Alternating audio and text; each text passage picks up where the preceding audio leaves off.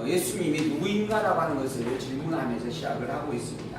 먼저 예수님께서 묻습니다. 자기에 대해서 사람들은 누구라고 알고 있느냐라고 하는 거죠. 그러자 사람들이 엘리야다, 선지자 중에 하나다, 그것다가 살아난 자 중에 하나다라고 이야기한다라고 증거를 해줍니다.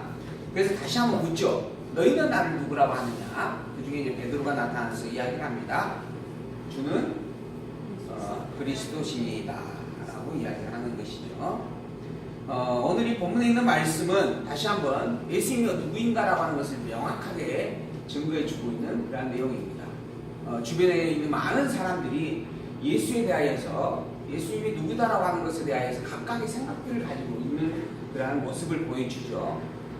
그런데 그 중에서 올바르게 예수가 누구인지를 알고 있는 것이 무엇인가, 예수를 어떤 분으로 아는 것이 참되게 아는 것인가라고 하는 것을 오늘 본문은 분명하게 밝히고 있는 내용들입니다.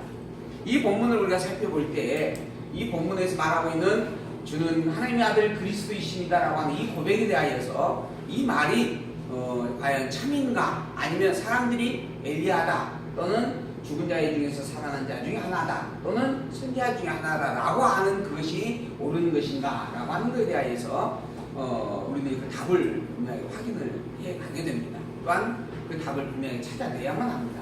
그걸 위해서 우리는 지금 창세기에서 시작을 해서 성경 본문 지금까지 내용들을 하나하나 살펴보고 배워왔습니다. 우리가 창세기에서부터 시작하여서 성경을 살펴볼 때 기록되어진 말씀을 통하여서 결론 내렸던 것들은 뭐냐 하면 하나님이 여호와다라고 하는 것에 대한 계시의 말씀이 성경이다라고 하는 것이었습니다. 그리고 이 하나님의 여호와심을 알게 하기 위한 성경 계시의 기록의 내용이 무슨 내용이냐 하면 언약과 성취라고 하는 것이었다라고 하는 거죠. 언약과 성취라고 하는 그 방식을 통하여서 하나님이 여호와임을 증거하고 있는 말씀이 성경이다라고 하는 겁니다. 그런데 그 하나님의 여호와심을 증거하기 위하여 언약과 성취에 대한 핵심적 사건이 무엇인가라고 하는 것을 또한 성경은 밝혀주고 있습니다. 그것이 바로 그리스도다라고 하는 것입니다. 우리가 지금 성경을 보면서 반드시 잊지 말고 기억해야 될 것은 성경이란 무엇인가? 바로 하나님의 계시서다라고 하는 겁니다. 하나님 계시라고 하는 것은 이 하나님이라고 하는 존재가 어떠한 분인가라고 해서 알려준다라고 하는 겁니다. 이 하나님이라고 하는 존재에 대한 정의를 내려보면 이건 신이다라고 칭하게 되어져 있습니다. 되어지는 용어입니다. 신이란 전능자, 그다음에 절대 능력의 주권자, 그리고 영원하신 분, 이런 부분의 내용을 담아 표현을 하는 칭호입니다. 인간으로서는 도저히 감당할 수 없는, 또한 인간으로서 행할 수 없는 절대 전능의 능력을 가지고 있는 존재를 신이라 칭하는 겁니다. 그런 존재를 칭하여 하나님이라고 말한다라고 하는 거죠. 근데 그런 하나님에 대하여서 계시를 해주고 있는 말씀이 성경 말씀입니다.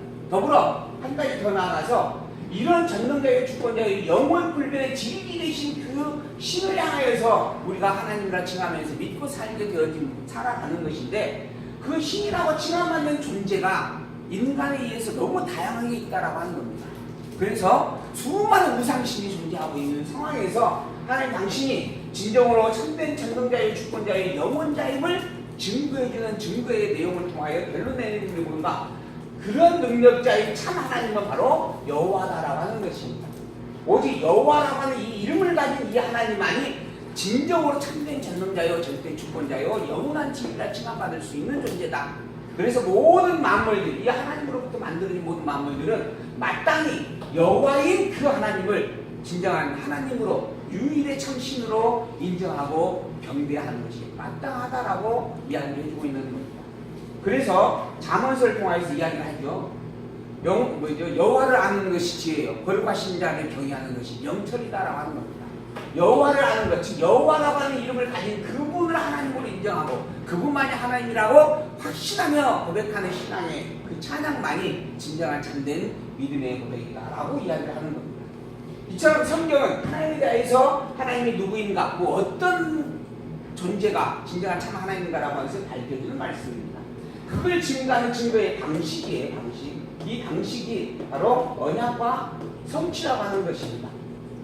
언약과 성취라고 하는 부분을 통하여서 언약한 모든 것이 다 이루어졌음을 증거해주는 방식을 통하여서 그러한 일을 행할 자는 전능자밖에 없고, 그러한 일을 행할 자는 그것을 직접 주관하는 주권자이어야만 가능하고, 그러한 일들은 이 피조세계에 유한한 상대성을 초월한 자에게만 가능하다. 그게 바로 영원자이다라고 하는 겁니다.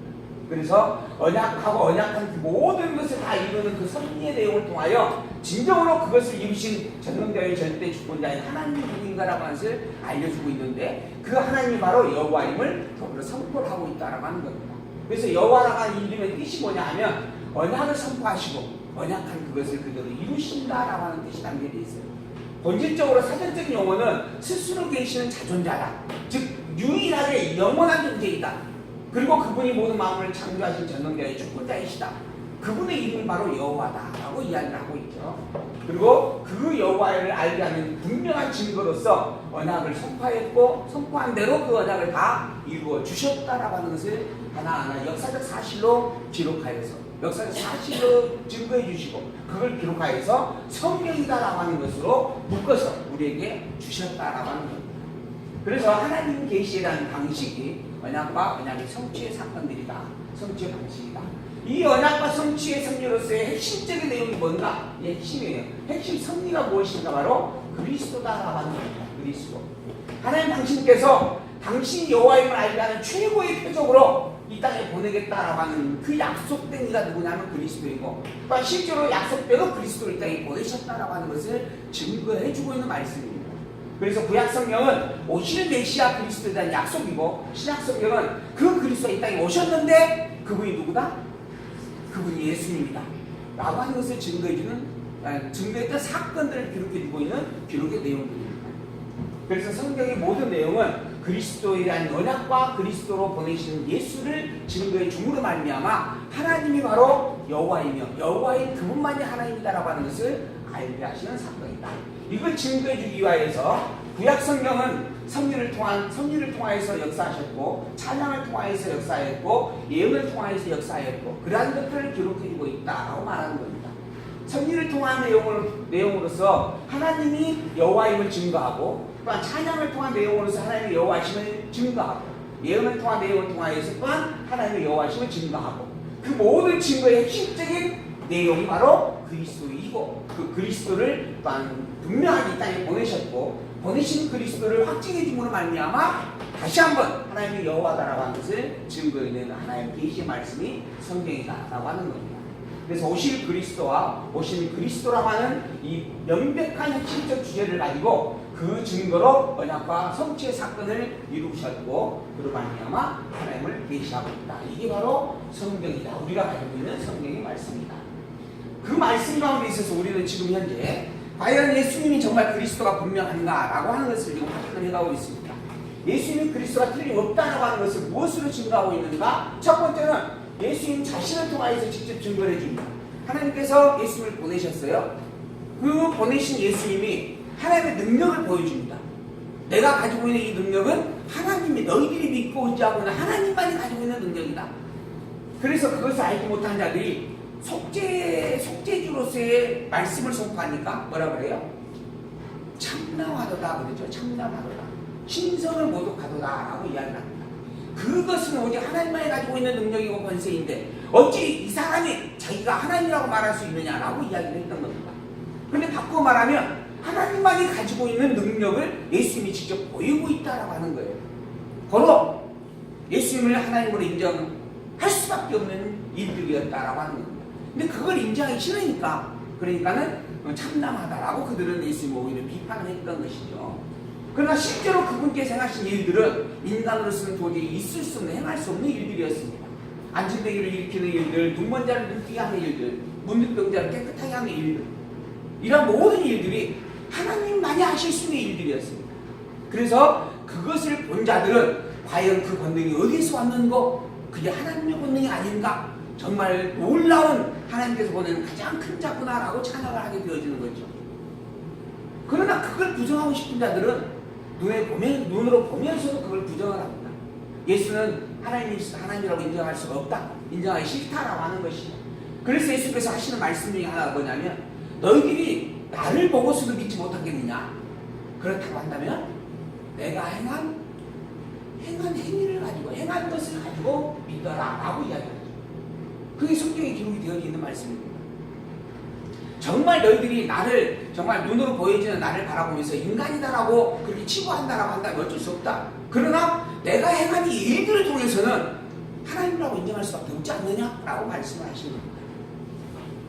그래서 예수님 당신께서 직접 당신이 행하시는 행적을 통하여서 당신이 하나님의 권세를 가진 하나님으로부터 번음을 받은 하나님의 아들이고 정말 하나님께서 약속한 약속대로 이 땅에 보낸 너희의 모든 죄를 대속해줄 그리스도가 틀림없다라고 하는 것을 선포를 해주었습니다.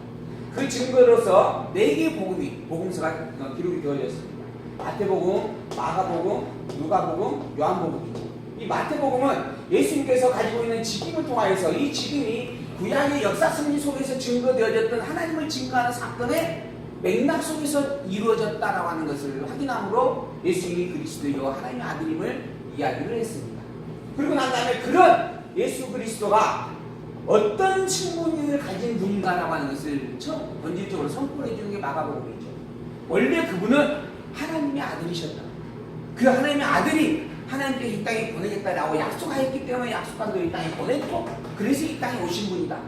원래 그분은 근본 하나님의 아들인데 그분이 인간의 몸을 입고 낮고 천한, 그게 비하라고 하는 신분인데 낮고 천한 신분을 가지고 이 땅에 오셨고 죽기까지 하셨다.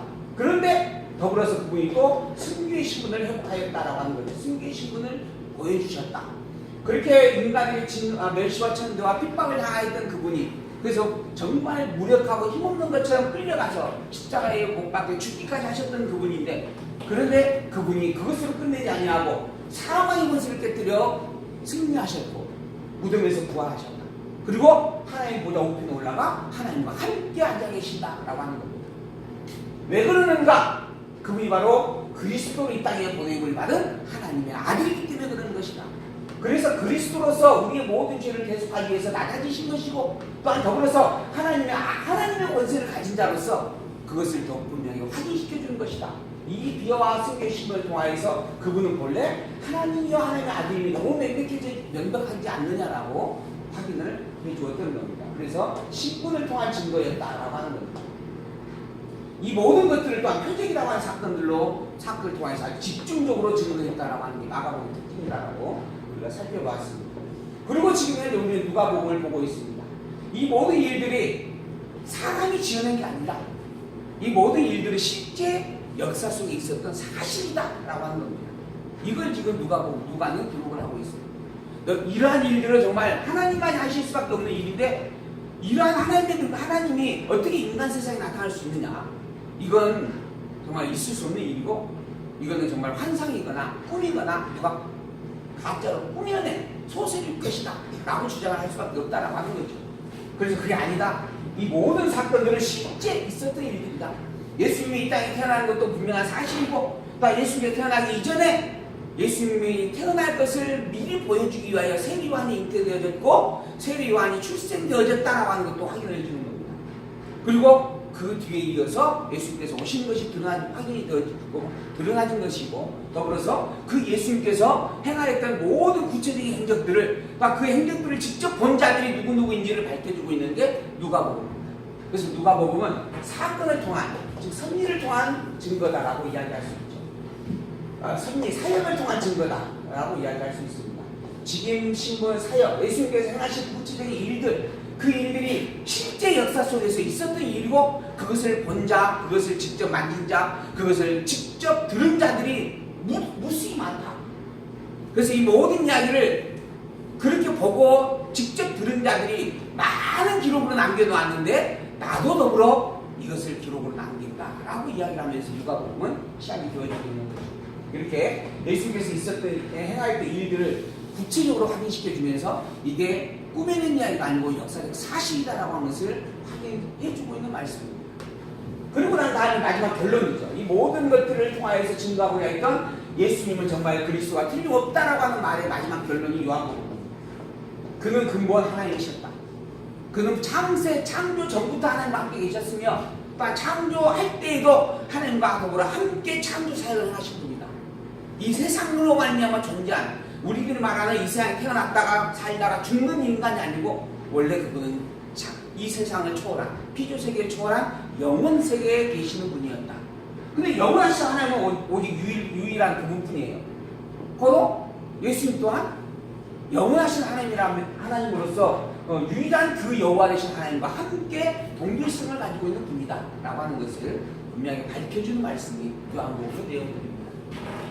이렇게 성경은 예수님께서 하나님께서 보낸 그리스도를 증거하기 위하여서 예수님을 통해서 직접 성취했던 사건들로 이야기를 해주고 있고, 더불어 이어서 이제 성령을 통하여서 증거되어지는 사건들을 기록함으로 예수님의 그리스도이심을 확인을 해주게 됩니다.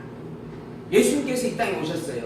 당신이 직접 증거를 했습니다. 내가 하나님의 아들 그리스도다. 많은 사람들이 믿지를 못하고 따르지를 않습니다. 그 중에서 또 바리새인과 서기관들은 직접 찾아와서 이거 이외에 정말 하나님의 아들인지 보여주라 라고 하는 표적을 요구했습니다. 그때 예수님께서 이야기를 하죠. 너희들에게 주어지는 표적은 오직 요나의 표적밖에 없다라고 하는 겁니다. 요나의 표적이라고 하는 것은 하나님께서 선지자로 불러서 어디죠? 니느웨로 보냈죠. 니느웨 성으로 보냈는데 다시스로 도망을 갑니다. 그러다가 하나님의 가로막힘으로 말미암아서 바닷속에 빠지게 되어지고 고기 뱃속에 들어가서 3일 동안 그곳에 있다가 결국은 다시 토해지어서 니느웨에서 복음을 증거하게 되어지는 그런 일을 경험했던 자입니다. 이게 요나에게 주었던 하나님의 표적이었습니다. 그리고 그 일을 들은 니느웨 사람들이 통곡하면서 하나님에게 회개할 때 일들이 있었죠. 이 요나의 표적이라고 하는 것은 결국은 3일 동안 죽었다가 살아난다라는 이야기입니다. 그래서 바리새인들에게 이야기했던 요나의 표적의 의미는 예수님께서 죽었다가 3일 후에 다시 살아난다라고 하는 것을 너희들이 보고 나서야 내가 하나님의 아들이다라고 하는 것을 인정하게 될 것이다 라고 하는 의미의 말입니다. 물론 그 인정함과 믿는 것은 또 다른 내용입니다. 그러나 너희들이 하나님의 아들이라는 것을 보여달라고 하는 표적을 요구하고 있지만 너희들이 볼 수밖에 없는 표적은 결국 너희들은 어떤 표적을 보여줘도 믿지 않을 것이고 결국은 나를 십자가에 못 박아 죽이고 그리고 내가 3일 후에 살아나는 것을 볼 수밖에 없는 자들이다. 이런 의미로 이야기를 해주시는 말씀들이죠. 이렇게 예수님께서 그렇게 그렇게 예수님 당시에 직접 증거하였고 그리고 난 다음에 그 마지막 증인으로 성령을 보냅니다. 그리고 그 성령으로 말미암아 땅 끝까지 예수의 그리스도 되심을 증거하도록 섭리를 가게 되어집니다. 그래서 이제 복음서에서 보게 되어지면 인자를 거역한 자는 인자의 말을 듣지 아니하는 자는 용서함을 받지만 성령을 거역하는 자는 이 세상뿐만 아니라 오는 세상에서도 영원히 용서받을 수 없다. 용서받지 못한다. 라고 이야기합니다. 왜? 성령이 예수의 그리스도 되심을 증거해주는 마지막 증인이기 때문에 그런 겁니다. 그 마지막 증인의 증언까지도 믿지 못하고 수용하지 못한다라고 한다면 더 이상 답이 없다라고 하는 이야기죠. 그런 의미에서 예수님께서 직접 증거하였고 마지막 성령께서 증거하는 사건을 기록하고 있는 게 신약성경의 말씀이고 오늘 그 중에서 우리는 이 누가복음에 있는 말씀 사역을 통한 성취의 증거의 말씀 그런 말씀을 우리가 보고 있습니다. 그 중에서 아들 사역에 대한 섭리에 대한 내용들을 1장에서 9장 17절까지 살펴보았고 오늘은 두 번째로 이어서 나라 사역 예수님께서 하나님의 나라로서 증거되어졌던 사역에 대한 내용들을 살펴보면서 예수님이 하나님께서 보낸 그리스도와 틀림없다라고 하는 것을 확인을 해가는 그러한 시간을 오늘 갖게 되어집니다. 예수님께서는 이 땅에 태어나는 모든 사건들을 증인을 세워서 증거를 해주었습니다. 그리고 결국 족보를 통해서 확인을 다시 한번 해주었죠. 예수의 그 위가 요셉인데 결국은 그 최종적인 위는 여호와 하나님이시다라고 하는 그러한 족보를 통하여서 예수님께서 하나님의 아들로서 이 땅에 온 하나님의 아들 그리스도이심을 분명히 확인을 해주었습니다. 그리고 이어서 예수님께서 가지고 있는 그 임무 아까 마태복음을 통하여서 확인되어지는 직임에 대한 내용을 다시 한번 비유하여서 또 인용을 하여서 증거를 해주는 말씀 이게 5장에서 그냥 17절까지 기록되어져 있었습니다. 속죄주의심에 대한 내용, 선지자로서의 내용, 통치자 되심에 대한 증거의 말씀들을 우리가 살펴보았던 부분들이죠. 이제 이어서 오늘 9장 18절에서부터의 내용은 예수님께서 하나님의 나라고 천국이다 라고 하는 것 그것을 증거해주는 말씀들의 내용들을 하나하나 살펴보려고 합니다. 어떠한 내용들이 있는가? 먼저 첫 번째로 나라의 주권에 대해서 이야기를 해주게 되어집니다. 예수님께서 가지고 있는 하나님 나라의 주권, 곧 그건 왕의 권세입니다. 하나님 나라의 주인이기 때문에 가질 수 있는 권세예요. 그러한 왕의 권세를 가르치고 증거를 해주게 되어집니다. 그러므로 예수님은 하나님의 아들이다라고 하는 것이죠. 두 번째로 하나님 나라에서 나라로서 이룬 심판에 대한 내용으로 증거를 해줍니다. 하나님의 나라의 권세를 가지고 있는 주인이다. 그런 하나님의 권세를 가지고 있는 주인 되신 그분께서 세상을 심판하고 택자와 불택자를 구별한다 라고 하는 것을 분명하게 증거하고 가르쳐주죠. 그러므로 바로 심판의 권세를 가지고 있는 하나님이시다라고 선포해 주는 겁니다. 그리고 이어서 나라의 재림에 대한 이야기를 다시 한번 또한 언급을 해주게 되어집니다. 예수님께서 이 땅에 다시 오신다. 다시 오실 재림주, 심판주 그리스도이시다라고 하는 것을 확인을 해주는 거죠. 그래서 재림할 나라, 재림의 주인, 재림의 실제에 대한 내용들을 구체적으로 가르쳐 주심으로 말미암아 이러한 하나님의 나라로서의 그리스도, 하나님의 나라의 권세를 가지고 있으며 또한 천국의 주인이시며 또한 당신이 직접 천국이 되시는 그분이심을 증거해 줌으로 말미암아 하나님의 보냄을 받은 하나님의 아들이여 우리의 모든 죄를 대속해 주는 그리스도와 틀림없다 라고 이야기해주는 말씀이 본문의 내용들이다라고 하는 겁니다. 과연 그러한가 그러하지 아니한가 우리가 다시 한번 구체적으로 본문에서 확인을 해보도록 하겠습니다. 9장 18절에 기록되어 있는 말씀입니다. 예수께서 따로 기도하실 때 제자들이 주와 함께 있더니 제자들에게 묻습니다. 무리가 나를 누구라고 하느냐? 세례 요한이라고 하고 더러는 엘리야라고 더러는 선지자 중에 하나가 살아났다라고 이야기를 합니다. 그렇다라고 한다면 너희는 나를 누구라고 하느냐? 주는 하나님의 아들 하나님의 그리스도이십니다 라고 이야기합니다. 하나님의 그리스도이십니다. 자, 여기 여러 가지 질문이 답이 나왔습니다. 예수님에 대한 평가입니다. 예수님에 대해서 알고 있는 일들에 대한 고백입니다. 어떻게 우리는 알고 있는가? 어떤 사람들은 세례 요한이다. 예수님을 세례 요한으로 아는 거죠. 어떤 사람들은 엘리야다 라고 알고 있는 겁니다. 또 어떤 사람들은 선지자 중에 하나다라고 알고 있고 또 어떤 사람들은 죽었다가 살아난 자 중에 하나다라고 또 알고 있습니다. 그리고 또 어떤 이는 하나님의 그리스도이다라고 알고 있는 거죠. 이런 여러 가지 알미 있습니다. 이런 여러 가지 알 가운데 있어서 어떻게 아는 것이 어떤 알미 진정한 참된 알미인가 올바른 알미인가라고 하는 것을 우리가 이제 분명하게 확인해 볼 수 있는 내용입니다. 예수님께서 이야기하는 거죠.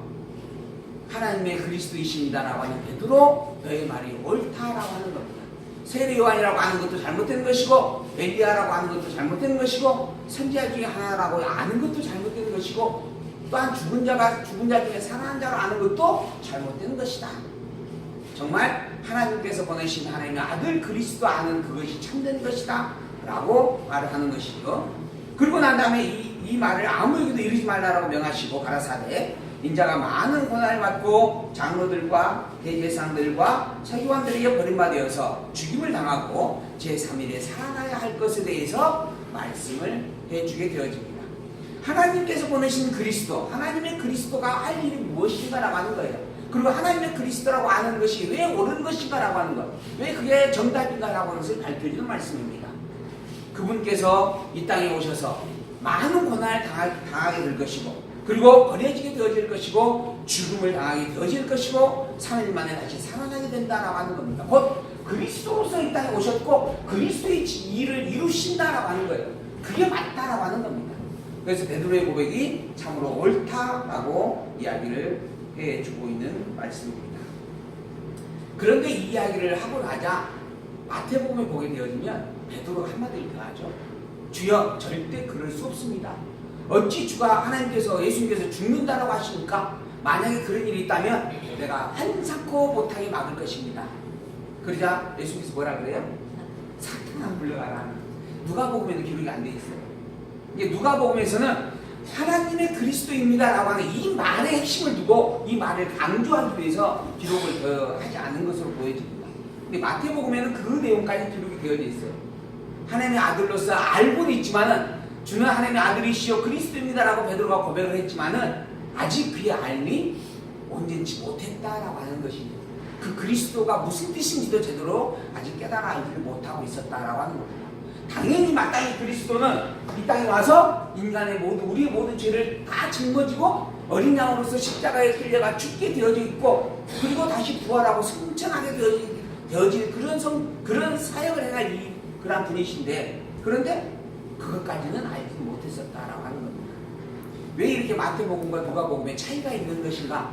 그 기자가 말하고자 하는 의도가 다르기 때문에 그런 거예요. 누가복음에서는 하나님의 그리스도입니다, 이 말만 새겨놓게 하려고 그곳에서 이 기록을 멈추었다라는 그런 의견이 많이 이해가 되어지고 생각이 되어지는 부분입니다. 자, 이제 그러고 난 다음에 23절, 또 무리에게 이르시되 누구든지 나를 따라오려거든 자기를 부인하고 날마다 제 십자가를 지고 나를 쫓으라라고 말씀을 합니다. 여기에 이제 자기 십자가가 무엇이냐, 이것 때문에 또 많은 고민들을 하고 있습니다. 자, 그것이 무엇을 가리키는가 봐야죠. 누구든지 제 목숨을 구원코자 하면 잃을 것이요 누구든지 나를 위하여 제 목숨을 잃으면 구원을 얻는다라고 하는 거죠. 사람이 만일 5,000나라를 얻고도 자기를 잃든지 빼앗기든지 하면 무엇이 유익하게 되냐? 사람에게는 자기의 생명만큼 귀중한 것이 없다라고 하는 거죠. 그러나 누구든지 나와 내 말을 부끄러워하며 인자도 자기와 아버지와 거룩한 전사들의 영광으로 올 때에 그 사람을 부끄러워하리라. 곧 생명을 내어 던져줄지라도 예수의 그리스도심을 증거하고 고백하는 그것이 진정한 참된 축복이다라고 말을 해주고 있는 겁니다.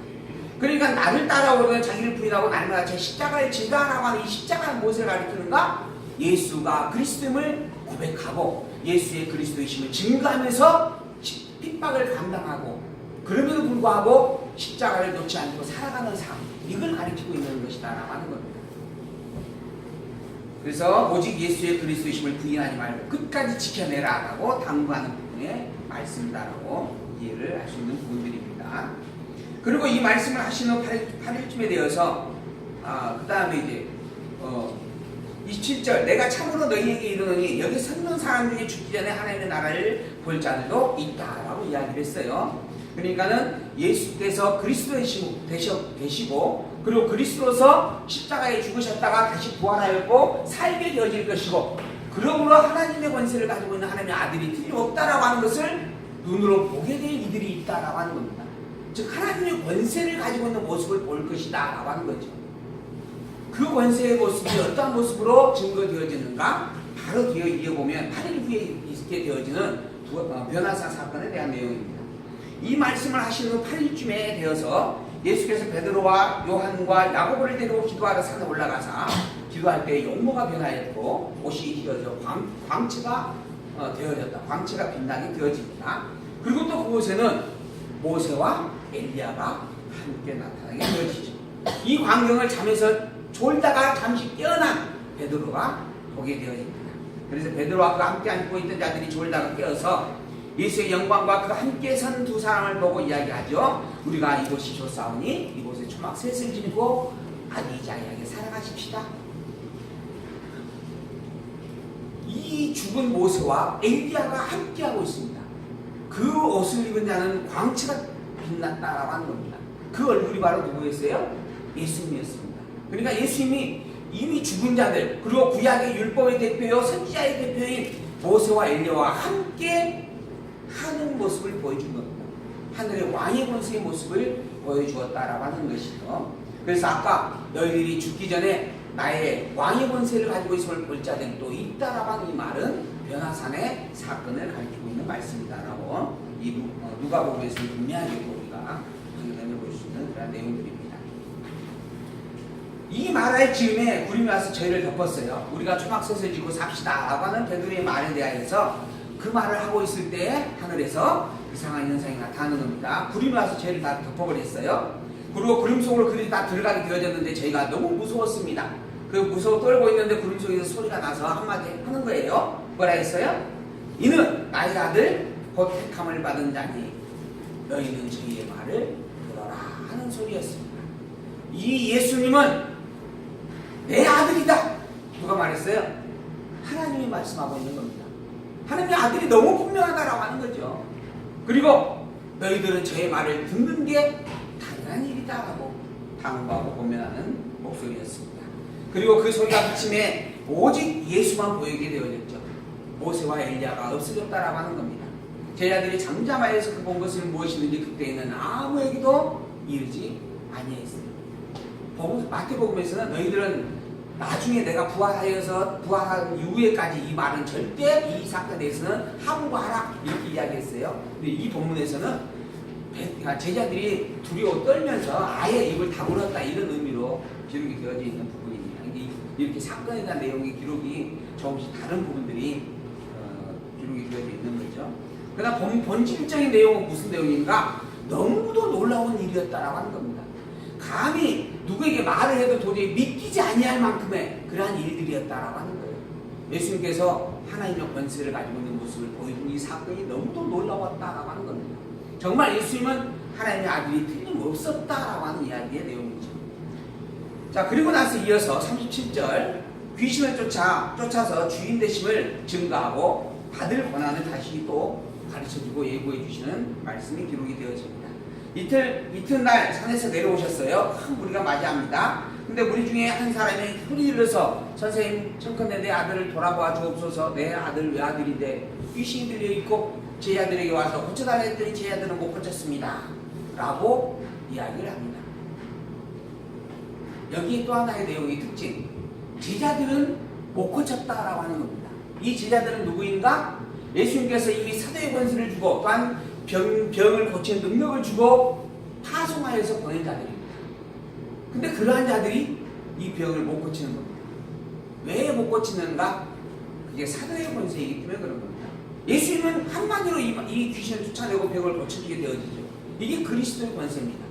그리고 예수 당신은 그리스도로서 직접 그 일을 행함으로 정말 그 능력을 다 드러내는 거죠. 그러나 사도의 권세는 그 예수님으로부터 부여받아 임시적으로 일부를 맡아 행하게 되어져요. 그래서 예수님이 그리스도였음을 증거하는 증거의 도구와 방편으로 쓰여지게 하시는 섭리였던 겁니다. 사도가 곧 예수님의 권세와 같은 능력을 가지고 있는 존재가 아니다라고 하는 거죠. 그걸 보여주고 있는 거예요. 당신의 제자들에게 와서 고쳐달라 했더니 당신의 제자들은 못 고쳤습니다 라고 하는 거죠. 그래서 당신은 고칠 수 있나요? 하는 거죠. 예수님께서는 그를 고쳐줍니다. 그의 권세가 그가 진정으로 하나님의 아들이 틀림없음을 그 일을 통해서 밝혀주는 거죠. 그러나 그 과정 속에서 한마디 하는 내용이 뭐냐면 41절 대답하여 가라사대 믿음이 없고 배역한 세대여 내가 얼마나 너희와 함께 있으면 너희를 참으리요 너희를 참으로 믿음이 없는 배역한 자들이다 라고 이야기를 하는 겁니다. 예수의 그리스도의 심을 아직도 온전히 깨달아 알지 못하고 오직 병고침만을 바라며 제자들을 괴롭히고 예수님을 찾아 나오는 그 모습을 한탄하면서 하시는 말씀이죠. 예수님께서는 병 고치기 위해서 이 세상에 오신 거 아닙니까? 일단 병을 고쳐주려고 하시는 행하신 일들이 아닙니다. 병을 고쳐주는 사건을 통하여 내가 하나님의 능력을 가지고 있지 않느냐, 그러니 내가 하나님의 아들이 아니냐라고 하는 것을 말씀하려고 하는 겁니다. 근데 예수님을